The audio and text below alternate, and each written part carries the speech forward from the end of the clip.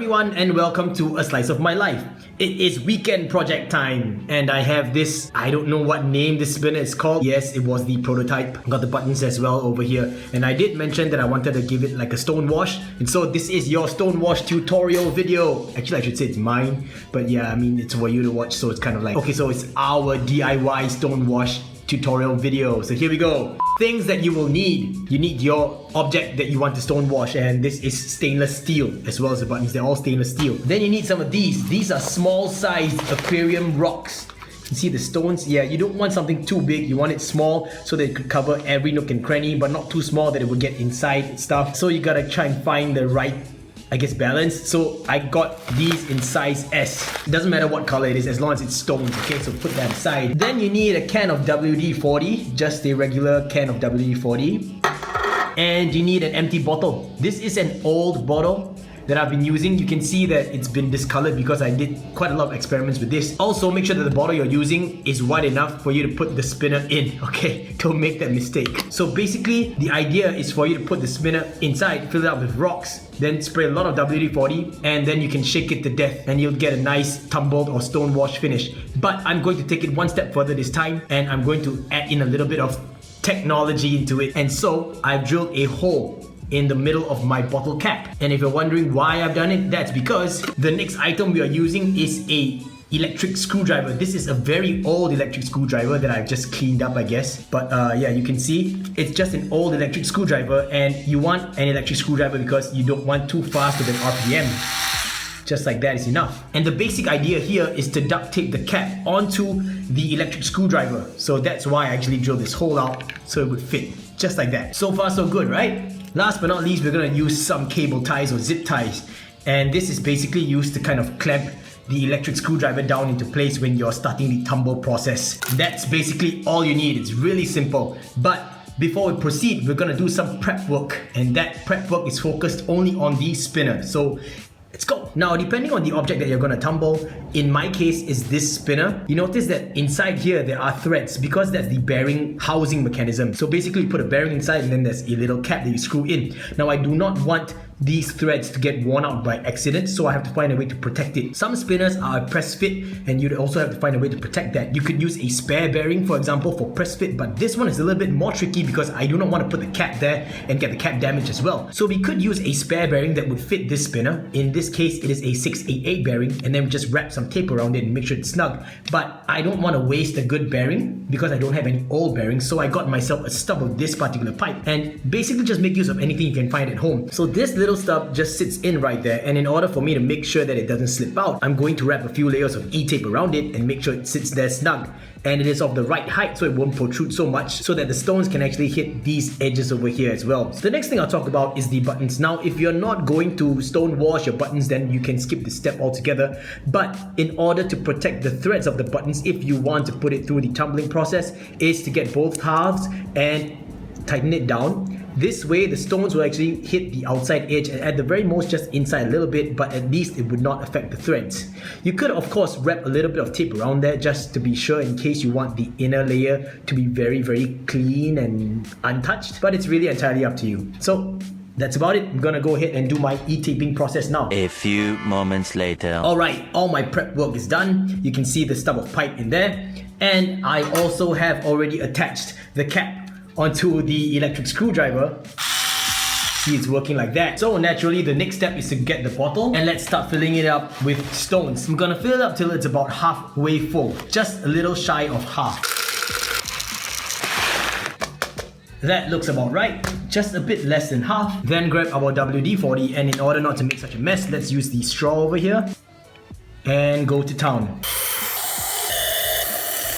There we go. We just gotta make sure that everything is more or less soaked up with WD-40. Then get your spinner, throw it in.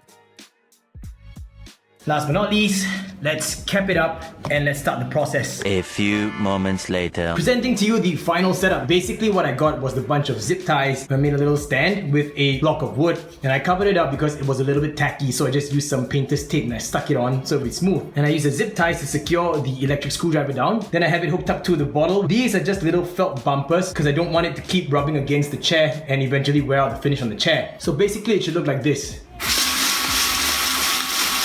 What I'm gonna do next is I'm gonna use a zip tie and tie it onto the trigger and then leave this guy running for the next couple of hours.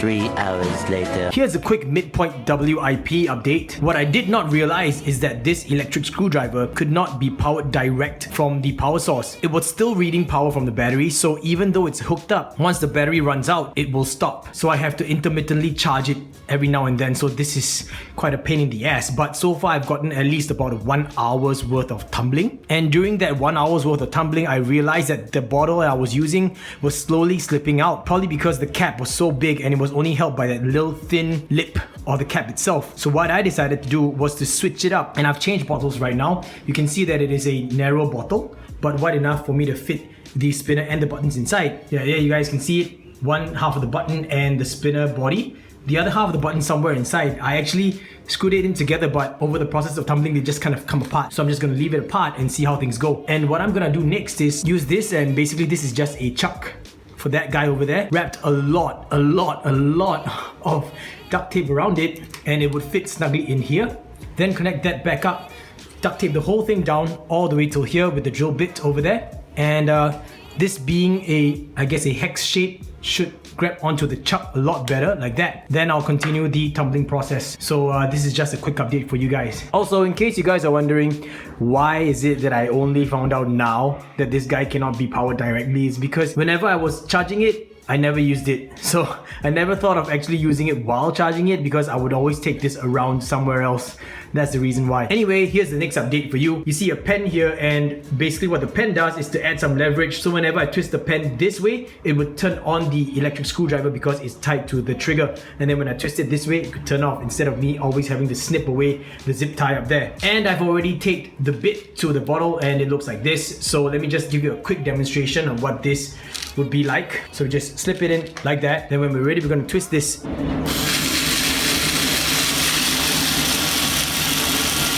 Just like that. So whenever I need to stop it, all I have to do is just twist the pen. And I could just easily take this out, so I could check on it whenever I wanted to. I think this is a better setup than what it was before. Alright, so once this thing is charged up properly, I'm gonna just leave this to run for about another full charge, I guess, which is about 45 minutes. Catch y'all then. 6.5 hours later. I think it's about time to stop it. It's been tumbling for at least 4 hours worth. That's including all the intermittent breaks and charges in between. But all in all, tumble time is about 4 hours. So I think it should be more than enough. Let's stop the whole process, and then we'll just check out what the end result is like. So here we go. A few moments later. I am back at the usual spot, but this time I have a couple of pieces of paper because we are dealing with WD-40. And I just realized upon closer inspection and under, I guess, white light, you could actually see that it's grayed out quite a bit on the inside. It's not as pink as before. In fact, it doesn't even look pink at all. Here we go. This was the duct tape thing that I actually did on the inside that I couldn't show you guys earlier. I'm just gonna try and find a way to pull this out. Maybe I get a pair of pliers or something. It seems to be coming out now, and a little bit excited because I don't really know what to expect. You know, it being a DIY thing. I just hope I don't make a mess right now, because yeah, it looks like it might want to just pop out. There we go. Okay, that is kind of messy. That is the connector right there. Don't know if you guys can actually see what's inside. Not really.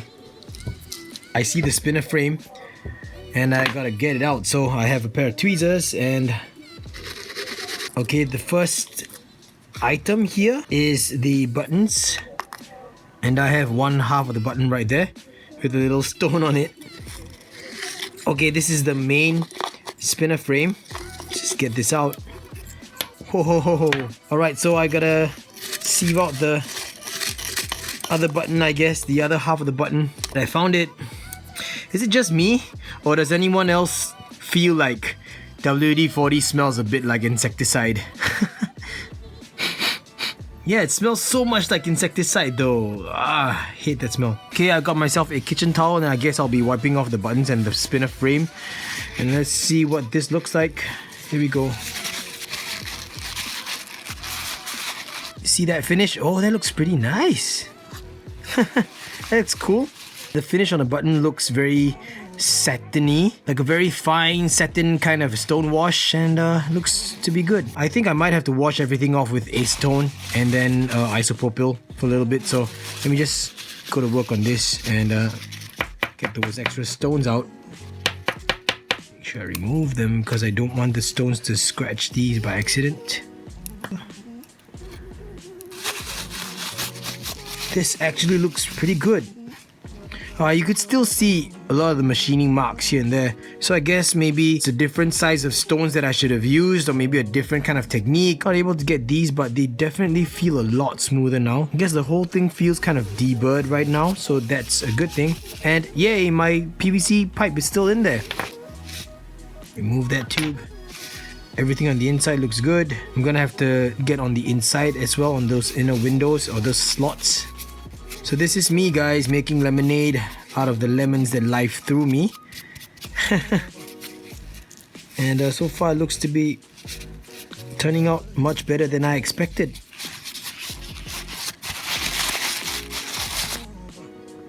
Wow, I'm very happy with the way the buttons turned out. These are good. So guys, I guess I'm gonna go ahead and soak these guys in a little bit of acetone for a little while, and then wipe them off. Make sure that I clean up all the WD-40 that's left over. Probably got to get an old brush or something. Then make sure that I thoroughly wash it off, thoroughly dry it, and I'll come back to you guys and I'll show you what's the end result. Yep, catch you then. 24 hours later. Y'all ready to see the final result? Here you go. Sorry if my voice is kind of nasal and that I'm sniffing a lot. I've caught the flu bug, so I'm not feeling very well, but I want to finish up this video anyway. Here we go. It says stone wash finish. Yes, my DIY stone wash finish is a success, and I'm very happy with the way it turned out. Now, looking back at this part, when I was talking about the machining mark still being on the spinner frame itself, I realized that I was just talking nonsense. I wasn't thinking very much clearly. But in order for you to not have machine marks, you're supposed to actually sand the spinner frame down first before you put it into the tumbling process. So that's how things are actually done. I guess silly me was expecting that I would just go ahead and stone wash the whole thing, and I'm expecting a smooth finish, which is not right, because if the stones are able to, I guess, scrape off your spinner frame, then you know you're gonna get a thinner and thinner and thinner spinner frame the longer you leave it in your process. So yeah, I don't know what I was talking about. So anyway, it feels a lot smoother than what it was originally. Like right now, it feels so satin-like. It feels so smooth that, you know, I don't even have any fear of it having any real sharp edges. Yes, the hard edges are still there for sure, but you know, there's no like unpolished raw machine finish here on the sides as well. Even on these edges of the window slots, they still are hard edges and the edges are still very pronounced, but they aren't, you know, like sharp like before, because of the whole stone washing thing. Really helped to smoothen out the whole spinner frame. So here are the buttons as well. You guys can see the more, I guess it's more obvious here, the stone wash kind of you know, the effect, because these are more plain surfaces, so you can actually see a lot more of that effect. I'm trying to get it on camera, so I apologize if I'm not able to do it well. Yeah, I'm very happy with the way it turned out, like really surprised. So what I'm going to do next is put the bearing back in, and then we're going to just fit the buttons back on after that, and then we'll just take it for a spin and see how things go. Here we have the half ring and the bearing, the 688 bearing. Oh, by the way, there are 688 to 188 bearing converters right now. You can get them on NeoSpin. I don't know if they'll still have any in stock. I grabbed mine already. Just a quick PSA for all of you, because NeoSpin makes awesome products. Here we go. Oh man, guys, sorry, my nose is like runny and I'm sniffling a lot, so I have to apologize. Alright, that should be it. Seems to be sitting in nice enough. Gonna slap the buttons on right now, and we have the finished lemonade. Let's call it lemonade. Spins fine, but you can obviously tell, because of the way the inner window is kind of like shaking, that is not centered very well. Let me just try and bring that closer to you guys so you can see it. But the outermost circle made by the spinner frame itself is completely fine. It's just the inner ring. So when you compare the outer ring and the inner ring, and you see the inner ring shaking like that, I guess that shows you the imperfections in this spinner. It is a prototype after all, but you can see that it's spinning really fine now, and I guess I like it a lot now that I put so much effort and so much work into it. Like, from a crappy thing that wouldn't work with very bad finish. I guess I'm proud to say that without big machines, I was able to make it work. Yeah, so I guess that's the end of this video, guys. Thanks so much for watching and staying all the way throughout, and I hope that you learned something. I mean, you know, it's not the only way to do a DIY Stonewash setup. And like I said, you don't actually need the whole electric screwdriver to, you know, to tumble your bottle. You can just shake it by hand, but it will take a much longer time, of course, and it'll be a lot more tiring. But, you know, if you actually have I guess a bigger drill, you know, one of those drills that could actually rotate at a slow speed as well, you could use that. You know, just make use of whatever you have lying around. You don't have to spend a lot of money to, you know, just buy all these things. Just use something old, something lying around, and make the best out of it. So yeah, and as you can hear, I'm not sounding particularly good right now. I feel I'm getting worse, so I'm just gonna end the video here so I have time to edit this and put it up online. And I hope that you enjoyed this. Thanks for watching, everyone. And yeah, if you have any questions, just throw them in the comments below. And yeah, I'll catch you in the next slice of my life. Also, before I end the video, I just want to quickly tell you that yes, I actually ordered one of the actual retail versions of this G's spinner, so I'm waiting for it to arrive, and I think that it's gonna be in some kind of a blackened finish. Yeah, so stay tuned for that as well, everyone, and I'm actually really proud of myself for this. Alright, see you in the next slice of my life, everyone. Bye, and stay healthy.